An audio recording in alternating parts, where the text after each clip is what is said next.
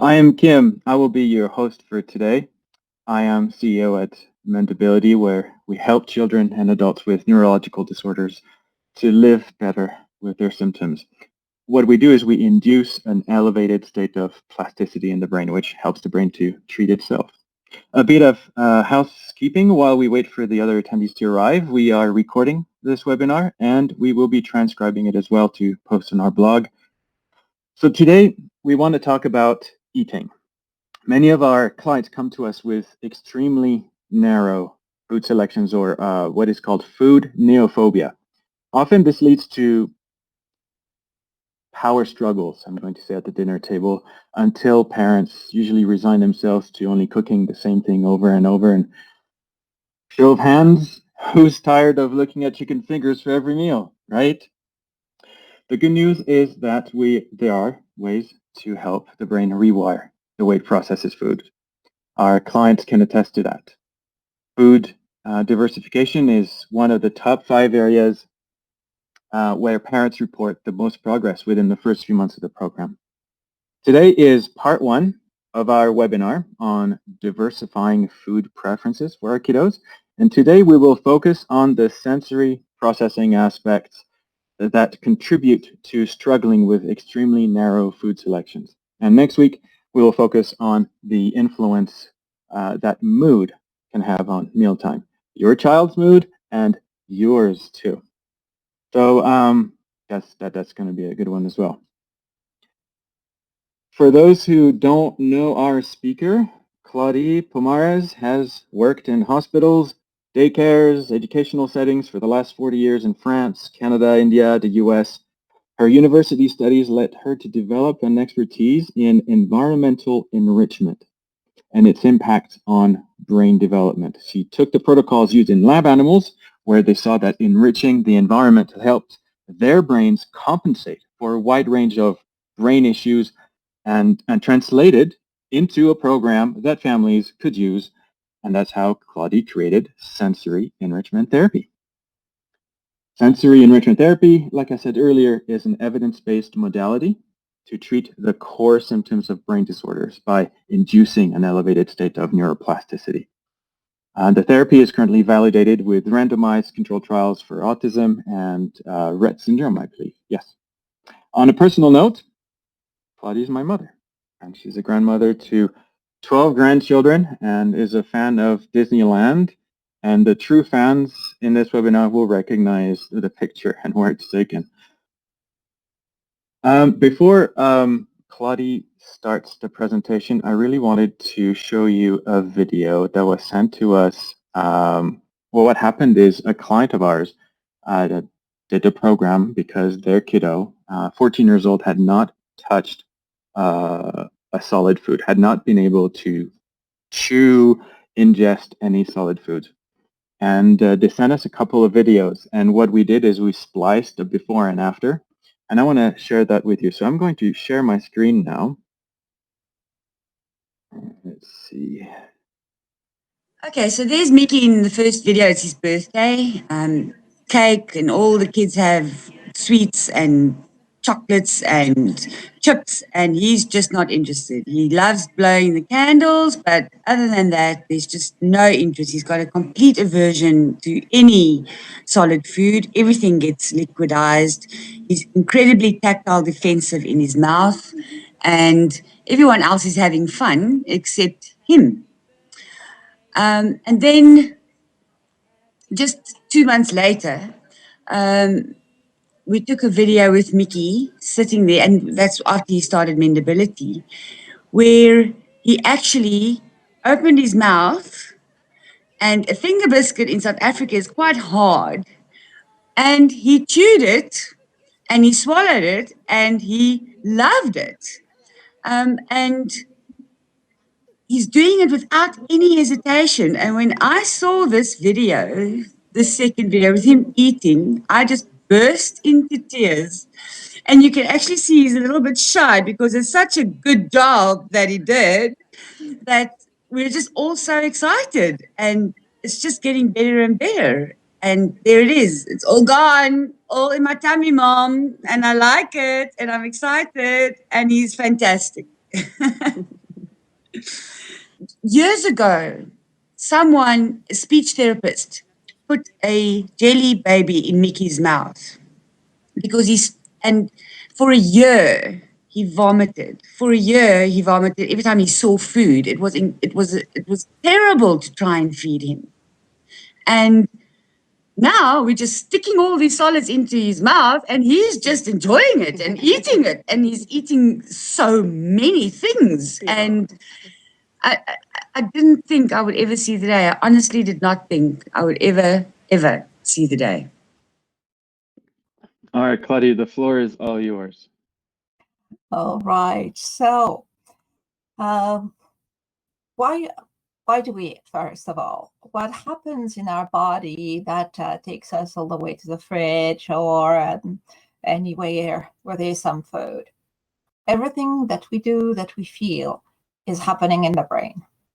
The brain receives messages from the body, and its job is to keep a balance in all the activities of all the organs, of the muscles.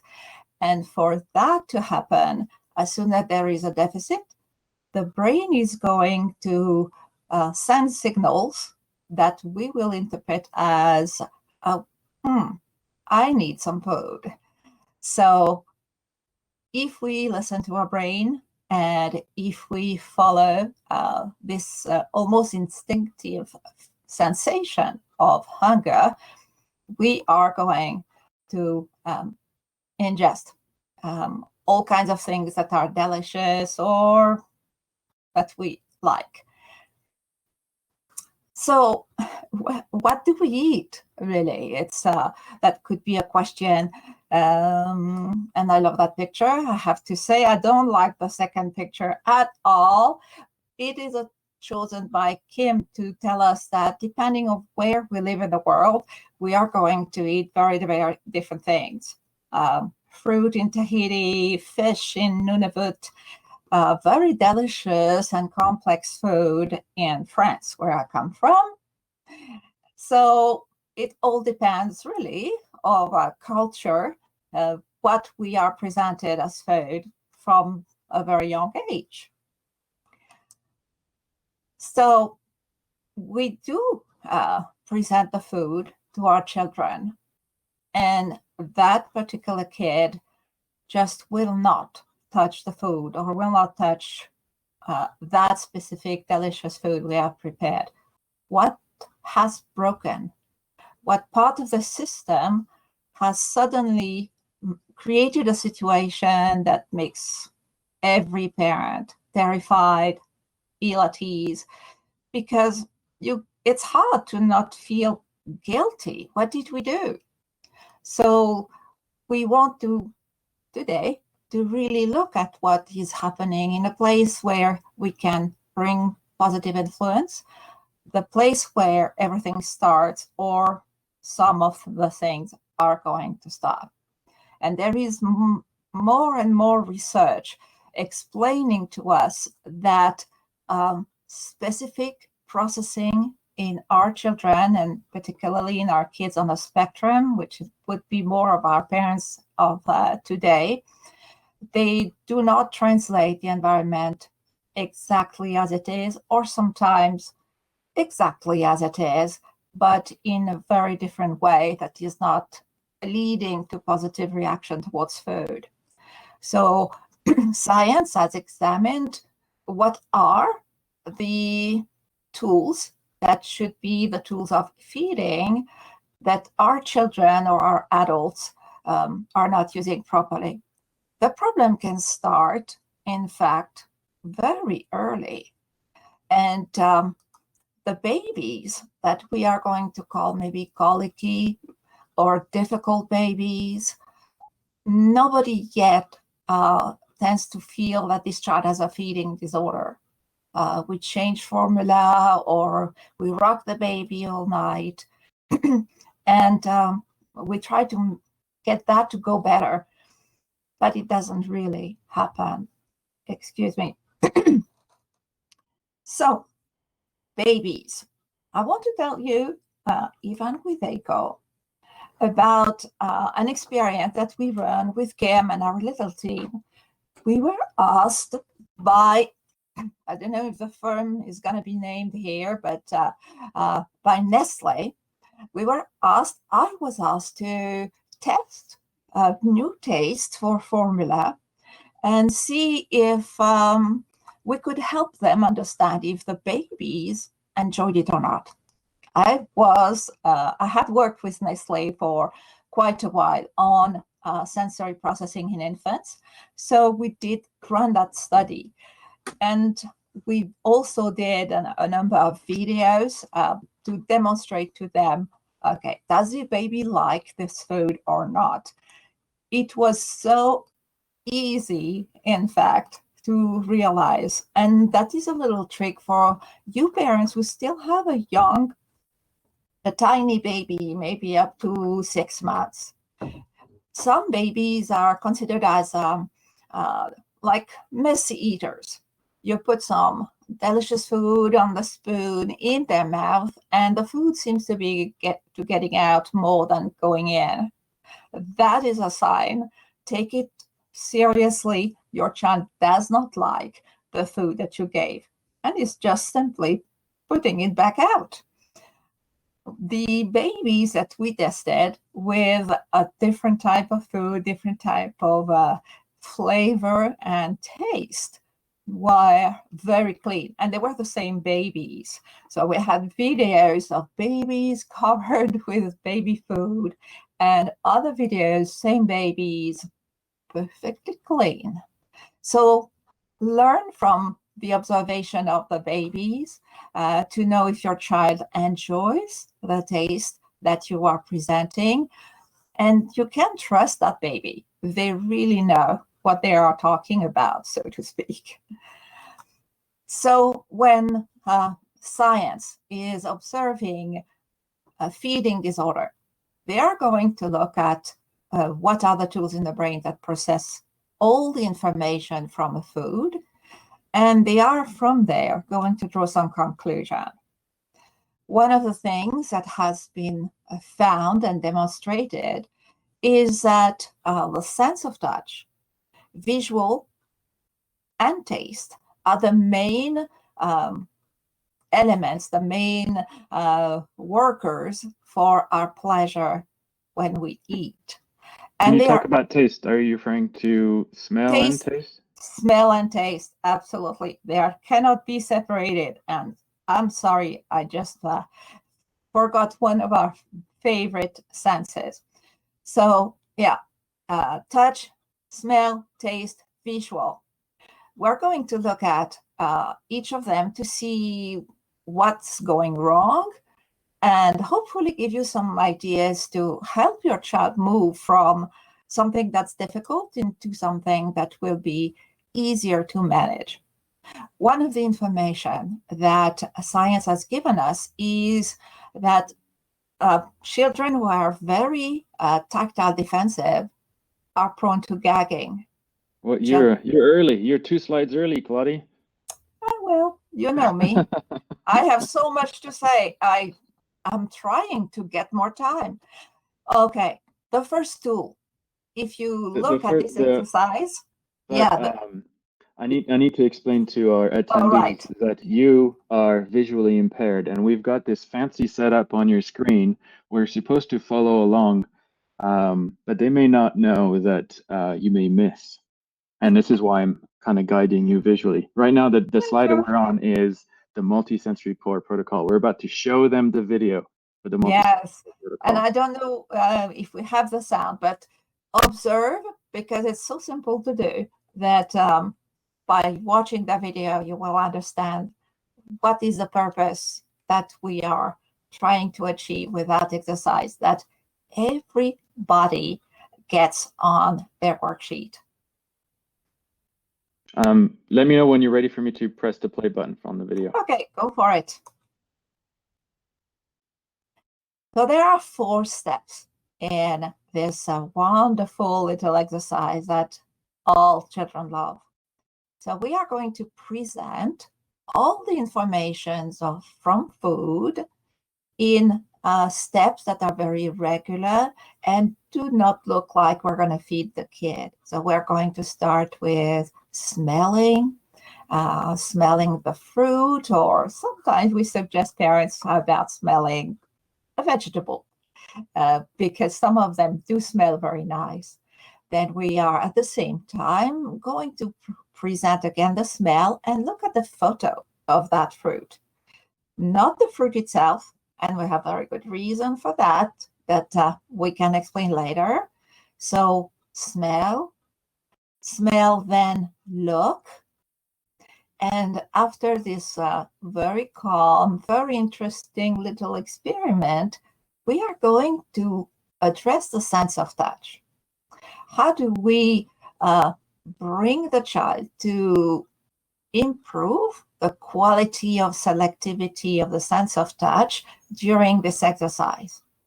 Something that at first some parents feel a little bit, I don't know, not tricky, but a bit different from what they used to do. We are going to touch the child, maybe the arms, the cheeks, the nose, the tummy, with the fruit. What is going in, hopefully, in the child's brain is, wow, I do like touching oranges. It is a very pleasant experience. It's very different and certainly never happened before, but it is opening the sense of touch to a new experience that is not frightening. So gradually, the child is going to enjoy more and more the experience of touch with something that is a food. You don't need to change the fruit every day. This experiment can be done with the same fruit for a while. And we can see that this small one, the video, is really using the pleasure that the child is showing with a sense of touch. We are going to do a little bit of feeding. What is the last experience that is sensory regarding feeding? It will be the taste. When we do taste, we just put one drop on the tip of the finger and we rub the bottom lip with it, only once. So your child is discovering, but there is no food around. So we are opening up the catalog of the pleasures so that when more food is coming, the child is not going to fight it. We can assure you of that. We don't know a child who has not diversified after a time of this type of exposure. Yeah. Eating is one of the top 5 areas. I think I mentioned it earlier. Top 5 areas where our clients report the most progress in the first few months of the program. I mean, it makes a lot of sense because this multisensory core protocol is actually on the beginning of every worksheet that we prescribe, because it's not just. Did you want to explain why? Well, the brain, as I said, the role of the brain is to keep our body in balance.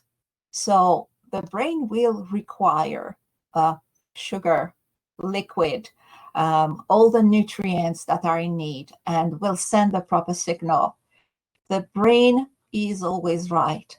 And as soon as you send messages that teach the brain about something that maybe did not happen when the child was younger, that smelling is a wonderful experience that increases the biochemistry of the brain, as research tells us. The soft touch improves also the biochemistry of the brain, and they are quite instinctive. We should be liking smelling beautiful things and soft touch, which parents know how to do when they cuddle a child. So those natural responses are taught again to the brain of the child on the spectrum, and gradually the brain is going to send the right messages. We are hungry, we need the food. So something else may happen on the way, and we will talk about the other issues. but starting with that very gentle protocol that is absolutely not intrusive, does not force the child to take on new sensory information, is going to be rehabilitating. This beautiful picture that you saw of this boy smelling, that's one of the things that we should be giving to the children. Novel, interesting, but not systematically linking it to food. So when you go shopping, take your kid with you and, maybe buy different fruit that you never buy and get them into the home and make them appreciate it for their tactile information or for their smell. That is crucial because tactile is one of the big issues when we talk about eating new foods or typical food. So when you present food to your child, you want to be thinking about, did I prepare my kid to different types of food? Did we look at them and did we touch them? Touching is such an issue that scientists have found a name for it. They do call it resisting touching food, or all kinds of different complicated words. That is a very specific thing. The child will not touch that food. We are going to help. And we are going to help by, giving a tactile information very far from the mouth or from the hands. Do you want to tell them about the gagging now? I interrupted you earlier because you were... Yes, the sense of touch, as I just said, is crucial for feeding. And we are going to touch it with our hand, but mainly the tactile experience is inside the mouth. And what science has discovered is that the more defensive your child is to touch anything, such as clothes or wearing shoes, like there is a big issue, you might unfortunately expect your child to gag on foods. Sometimes they gag on new food, which is a way for the brain to say, I don't know that, we are in danger, we don't want it. It is quite exceptional to have a kid gag voluntarily. When they are young, children do not know how to gag on purpose.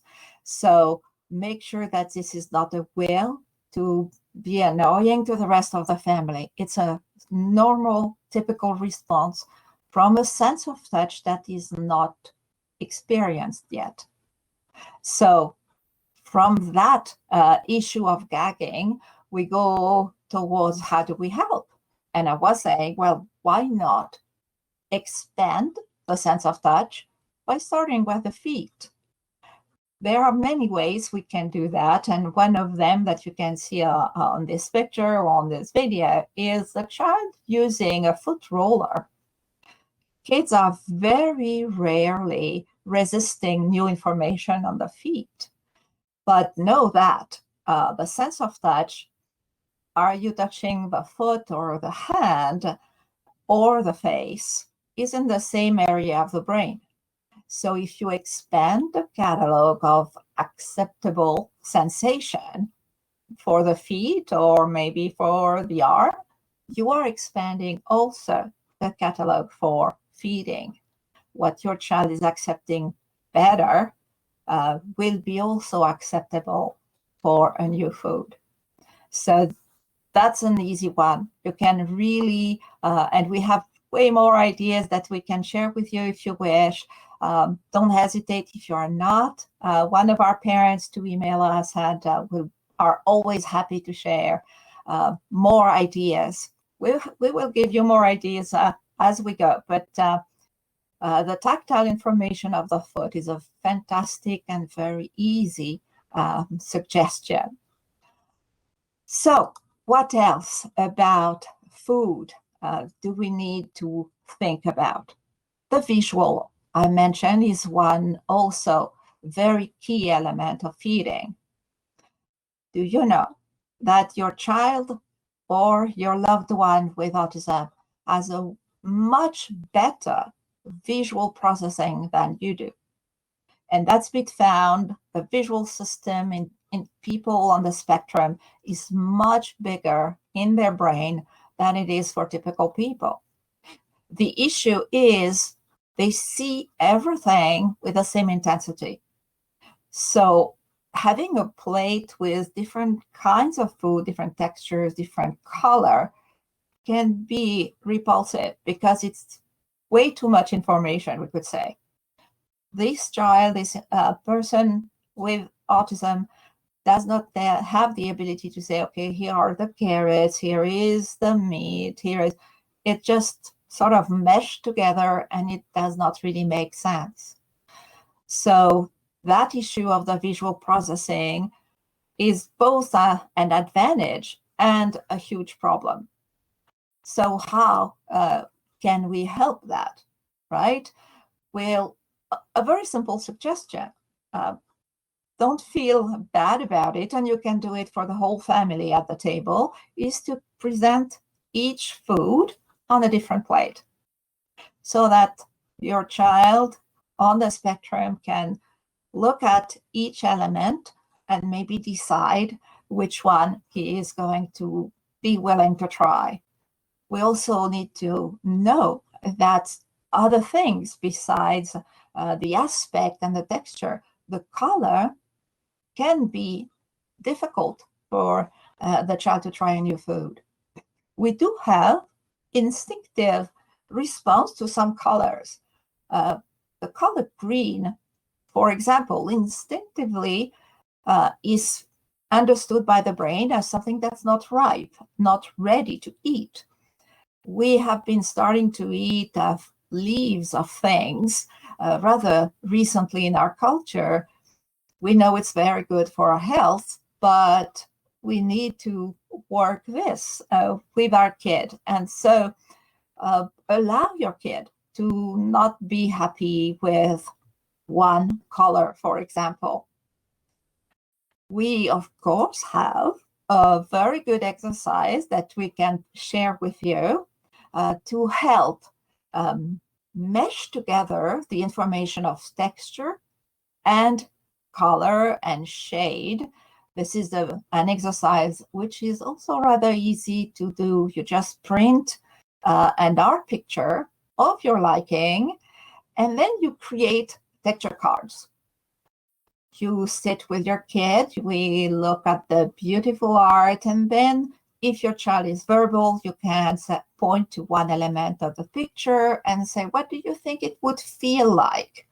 So if you have this kid swipe the hand, or you can help the kid swipe each one of the texture, maybe say, yeah, that would feel like that. Know that there is no right and wrong. It is absolutely not about really matching with exact information, because it's art anyways, so we all feel it differently, but it is about meshing inside the brain, connecting the visual information and the tactile information. That is an exercise that will help with food diversification, because it will make... Yes, go for it. I was thinking about our parents who have kids who just run around, and how do you get them to sit long enough to want to analyze textures and look at a piece of art? Or is this an exercise that really is only valid for maybe our higher functioning kiddos? Well, remember that, and for the people who are new to us, they need to learn that we work by teaching the brain something, not the child. That means that one information can take 20 milliseconds. It is presented, the child looks away, the brain knows. So we do not have exercises that are long. They may last longer if the child wants to and is enjoying, but for the little rascally who prefers to run around, at some time in the day, that child is going to stop moving. Maybe at it's time for a snack, we sit on the high chair, and as he is eating the food he wants to eat, we can show the picture, and we can have the cheek feeling those different texture. If you remember, I said, wherever on the body do you feel a new information, it still goes at the same place in the brain. So it would be enough to fulfill the purpose of this stimulation for you to swipe the texture on a piece of skin while they glance briefly at the art. Absolutely. Is that enough? Or is there like a minimum amount of time they have to look, or a minimum number of textures they have to?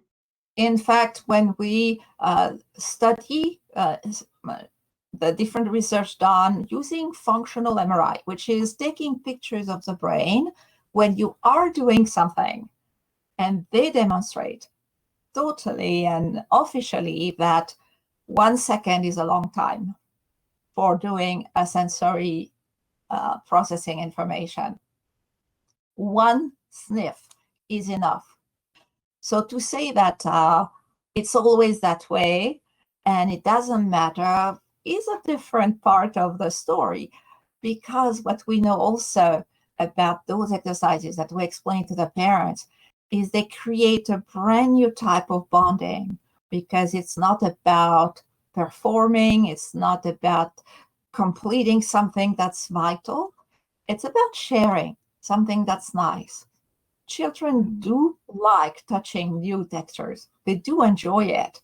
And it's kind of funny because this morning I had a report from one of our families, and the exercise was saying the child would be laying on the floor and you are going to swipe the body, the arms and the legs with different textures. The mom was telling me there's no way my 2-year-old is going to lay down. But this morning she was writing in her report, he laid down and he waited. He loved the textures and he stayed for 2 minutes. So that is probably where everything changes, when the child discovers that, oh, wow, that is nice. And the child will say maybe 20 seconds, maybe a minute, but he will enjoy, and the brain will learn those new information. So do you think I gave all the info now? And parents on the call, and I think we also have a bunch of professionals on this webinar as well. Put your questions into the Q&A box in the chat box, and we'll read them at the end during the Q&A, which should be in about 5-10 minutes. Yeah. So I think, Claudia, you have a bonus section for this webinar, right? Oh, yes, of course. You know that you can sit me here, and the only way for me to stop talking is switching off my mic. So let's talk about fine motor. Fine motor is not always looked really seriously when we are trying to solve an issue with feeding. However, fine motor is the same as smell and taste and visual, one of the 4 elements of feeding. When fine motor is a big issue for children, you are also going to notice that this child has some difficulty chewing. And interestingly, so you have children who are going to take the food and swallow, not chew at all. It's just because they can't. It's not because they don't want to. But you have also something that is recognized by scientists, and it's named the stuffers. What are the stuffers? They are the kids who keep putting food in their mouth and they don't swallow or chew. So they got the drill. The food is there. They can scoop it with their spoon. They know where to put it, but it stops right there. And unfortunately, I've met those families. I say unfortunately because they are so sad. They don't know how to tell the kids swallow. Well, they do know how to say swallow, but it does not happen. So the one thing that is very, very important, I hope that I can give you that message and you take it and use it. Never force your child. The picky eater, we said it early, it has a name. It is a neurological disorder called neophobia. Your child wants to eat. It just does not know how to. So when it comes to fine motor, let's work on the hands and let's have an activity that will make fine motor much better for the kid. So the equipment is complicated. You need, like you see on the picture here right now, is a patty of Play-Doh and a few grains of rice, raw. The first thing that you are going to do is have your child poke holes inside the Play-Doh. These don't need to be perfect. We don't use the thumb because that would require rotation of the wrist, which is more complicated. Just poking holes. As you see, the kid on the video knows how to keep all the fingers straight and use only one of the fingers. Your child will probably not do that, but you can do hand over hand. You can help. You can even slide your finger under the non-used fingers so that only one finger is poking. This is a very new information that you give to the brain. Maybe your child has poked things before, but probably not using every one of the fingers of the both hands. If you do something every day, and it is something new that you typically don't do in normal life, the brain is going to learn and grab this info. Pressure on the fingers is a new info that can work for pressure in the mouth, which means the chewing element of feeding. So once that those holes are there, you ask your child to pick one grain of rice only, and then plant them, all these grains, inside the holes. This delicate fine motor of those pinchers that are separate is very hard to achieve. I really recommend you try so that you believe me, it is difficult. And the purpose is not to achieve, the purpose is to try, as for all of our exercises. Because when we try something every day, the brain changes in order to obey our request. So I got a question, Claudia, from, yeah. well, it's not a question, it's more of a statement from Jules. She says, my 4-year-old will likely just do his own thing. He will just take the dough and take it up to play with it. Any tips? Yes. So it is very normal that when you bring equipment, the first response of the child is, oh, wow, interesting, I'm going to play. And we have that on many different exercises. We have it with a water game and we have it with a Play-Doh. So the point is not, okay, you don't play. We're working. That's not it. He wants to play with Play-Doh. You get another patty of Play-Doh, you give it to your kid and say, okay, you can play with that one. When you're done, we will do our exercise. So you never prevent a child from enjoying something that is interesting. He enjoys, and then we do the exercise. Always this attitude and this respect of the little person who is completely entitled, and it makes sense that he would want to play. So, wants to play? Do play. We will do the exercise later. Yeah, when I was doing some coaching with parents, there was, I think we came up with at least 20 different ways of doing this particular exercise involving dinosaurs, cars. We even planted broccoli at one point into the rice because we just wanted to get the kids in, the idea of planting stuff and digging with their fingers. So I would say we're sharing those exercises with you. They've been really helpful with our parents, but yes, there's a dozen different ways of doing all of those activities so that the kiddos will engage with the experience. They want, the more they can have fun with it, the more they engage with the experience, the stronger the stimulation. It is lots of different ways of doing that. We have to work around them. And may I add, if your child wants to play, okay, this is a kid who will stay for a minute or two to do an exercise. So let them play and be creative. Ask your coach or send us email if you get in front of a difficulty. We have worked with a few thousand children, have we? So now the reassuring part.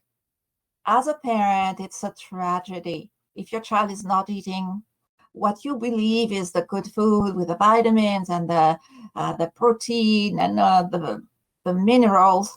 You worry. And yes, that's our job as parents, is to worry.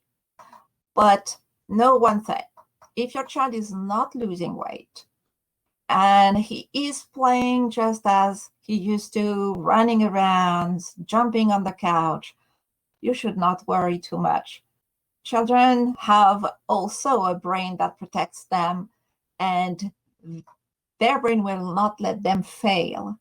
There are children who are failing to thrive, and typically they are in charge. Their pediatrician is in charge of helping this situation. But don't be too stressed. If your child is healthy, it's visible, and not exactly eating everything you feel should happen, relax. Never force, and things will unfold. If you are excited and interested by the therapy, know that daily therapy with exercises that will rehabilitate and teach the brain will end up with food diversification. So that's my positive comment for now. And I want to encourage our parents who haven't done it yet to go on our website and to look for the 2-minute test. There's, if you go on our homepage at the bottom, there's two options. You can either set up a free call to discuss the program, but you can also just click on do a 2-minute test, and you score very quickly, very succinctly how well your kid is performing in a dozen different areas.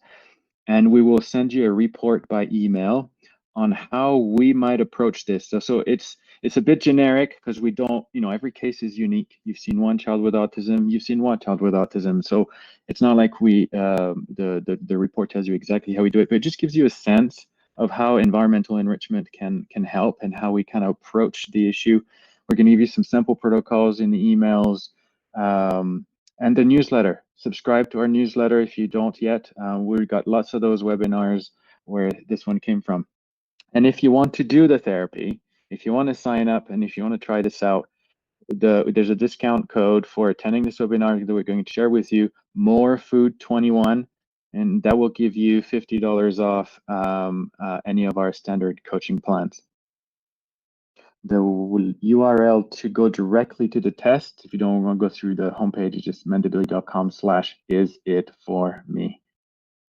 And so, Claudie, let's see how many questions we have now from our attendees about everything you said about eating and in particular sensory processing. So now it's time to put in your questions in the chat box. If you want to raise your hand and you want to go live and ask a question directly to Claudie, feel free. And as we wait and as parents are typing along, I'll tell you a little anecdote about food diversification. One mom, it was many years ago, was terrified. Her son would eat only white food. It's very difficult to mix something and it's no longer completely white. So she was telling me, I tried everything and my child is still not changing. And she did say, I tried everything. It will never change. He will never diversify. So I don't know. I felt a little arrogant that day. And I said, okay, when he eats all kinds of food, will you buy me a house on the beach? Because that mom was living in San Francisco. So we never spoke about it. And she did therapy faithfully. 3 months later, she writes in her notes, I did minestrone yesterday. He ate all the vegetables. So what I did next was go on Google, find a link to a beautiful house on the beach, and I sent it to her. It was 22 years ago. I'm still waiting. But I hope you feel that it's never going to happen, because it's going to be such a wonderful time when it happens. Yeah. All right, questions. Question number 1 from Katie. How do you get kids to stay at the table during dinner? I have a feeling that we're going to address that in our next week's webinar. Do you want to tease anything, or do you just want to say come next week? Well, definitely come next week, because we will really go in details with that issue. And it's the second problem, like, right, he doesn't want to eat, he runs around. Well, it's the same problem. So my first answer is find what he likes.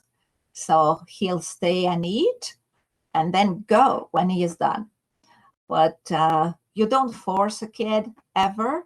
You find what he's going to make this child happy to stay. And that can be playing with the food or planting broccoli in the mashed potatoes, having pleasure. Pleasure will keep him at the table. And may I add that in France, meals can last 3 hours, because we talk a lot, as you can see. So that's the way. Pleasure, find what will make him happy. And that's one part of the problem solution. All right, enough teasing. Question number 2 from Jasmine. How can I get our kindergarten teachers, I think, she didn't say who it was. I'll read the question as it is, and maybe it makes sense to you. How can I get our kindergarten to understand my son's eating? They hide his biscuits and chips from him, but it stops him from eating those types of foods when they hide them. I'm thinking it means they don't want him to just eat biscuits and chips. That means he ends up eating nothing. So he ends up having a tough time at school. So how do you get the teachers at kindergarten to understand that it's okay? I think it is. Jasmine, if you want to clarify the question. She says, yes, you got it. Okay. The one thing that I feel here that is probably your main issue is the feeling of trying to control a child. Whoever that child is, on the spectrum or not, we need to respect that little person. If he is a typical kid, we just talk and explain the rules. And if that child is nonverbal and needs to have it's to the teachers. It's how do you get the staff at school to understand that it's okay? Yes, I was sort of going there slowly, in the sense that they need to do what you request, that you are the expert of the child. So this child needs to have crunchy food regularly to feel his body in place and in space. You just tell them that that's how it goes for now, that you are working on it, but he cannot have this anxiety of having his food hidden. So definitely speak with them and obtain that they will tolerate. Maybe they take him to a playroom so that he can have a snack when the other kids are not allowed.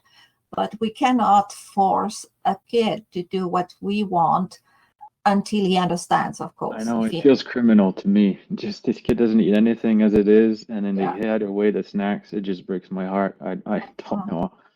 Yeah. I'm sure teachers would respond to a heartfelt plea. Yeah. I hope so. If they don't, change schools. The next question. My son is used to listening to the iPad while eating. She says, how can we stop that? And I want to add, is that okay? Well, I just discovered why a lot of our children want a device at dinner table or at the table, because a mom explained to me, and that's one case. I'm not saying this is happening everywhere. It's just one case where the child is having feeding therapy, and the way it goes, they start a cartoon on the iPad, and when the child is really watching, they stop it. and they say, okay, you eat that, and we start the cartoon again. And the mom was saying, I don't want my child to associate watching the device while eating. So sometimes there is a sort of dichotomy between the rules the parents have at home and what happens somewhere else. So if it has happened, you can do like we did with the playing with the Play-Doh is, okay, I can see you are very interested in this.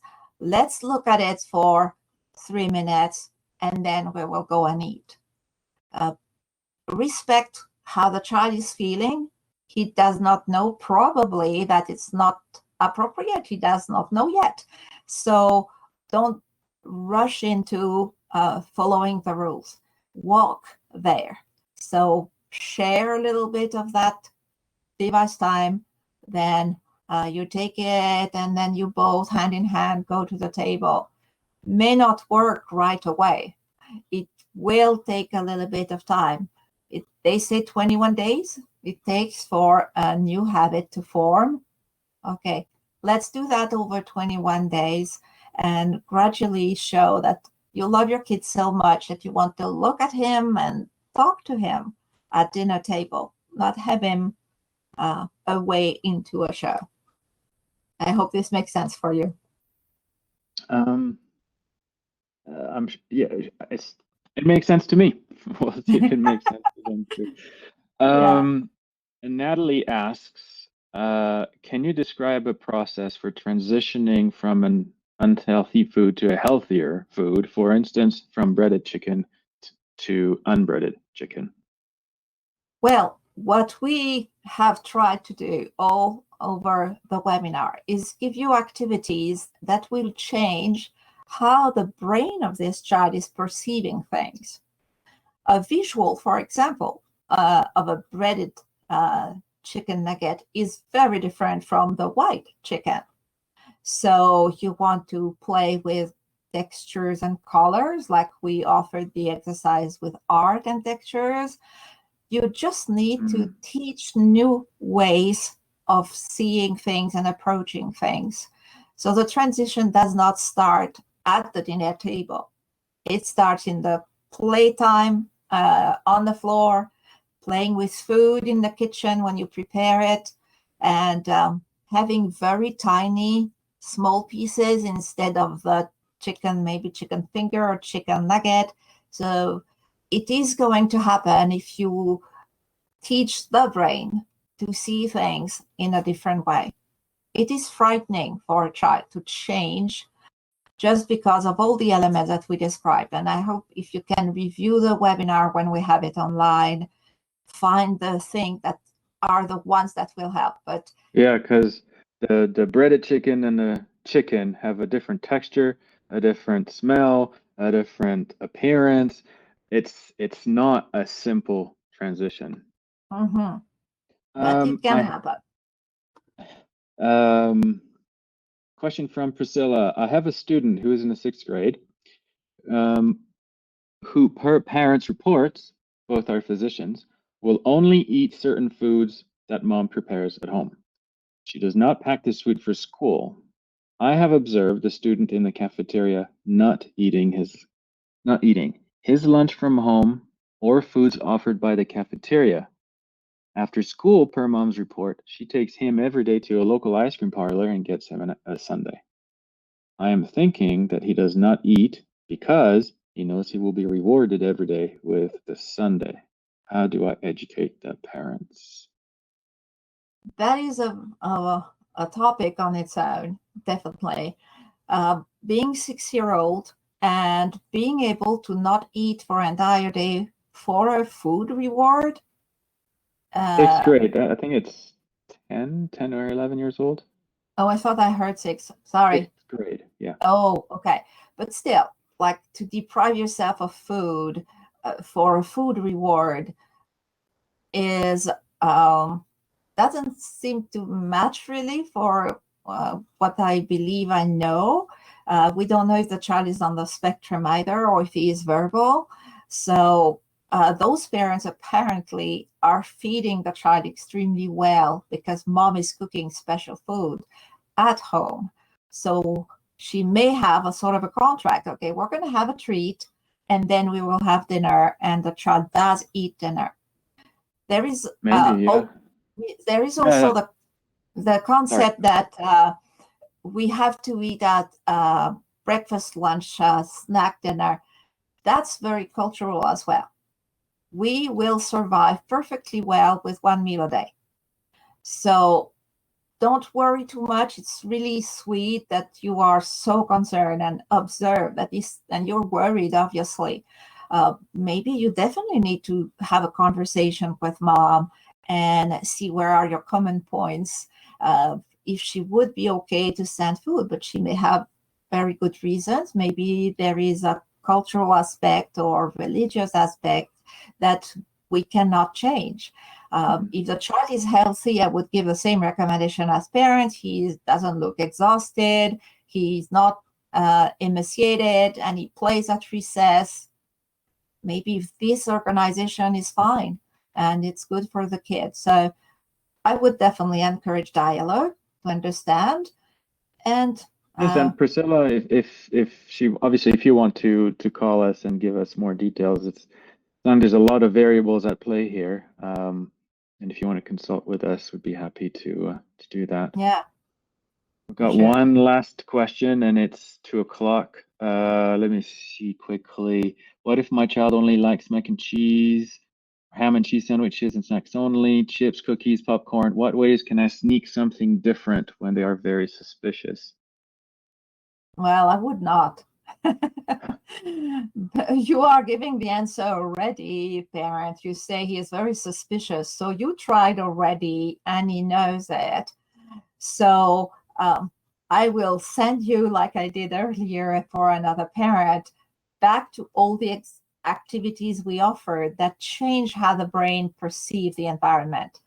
If you do not help the child have a better sense of touch, a more expanded sense of touch, a more expanded sense of smell, and good fine motor, probably things won't change. You are mentioning things that are crunchy. So there is a fine motor issue in this kid, and we need to change how his brain works the world, not only the food. Then you will be able to introduce new food. Yeah, yeah. That's I mean that's really change from the inside out, until you don't have to cheat. And you cannot cheat those kids. I remember a story. There was a mom, the kid would only eat one kind of, I think, alphabet soup, and it was one particular brand, and the store ran out. So she took an old can, put a different brand into the can, and you can guess what happened. She tried to pretend that it was the real can with that he liked and served it, and he, refused it. They have a very keen sense of everything, almost too much, right? And I think that's kind of what we talked about today. I hope this webinar was useful for you, that it helped you understand a bit better what's going on neurologically and why sometimes small little changes are actually big changes. Try the games that we shared with you. Some of them will be easy to do, some of them won't be. If you have questions, we're here for you. Just schedule a call and also do the test, so we can send you some emails and some other games. See you next week for part 2 of our eating series, and have a blessed day. Bye-bye. Bye.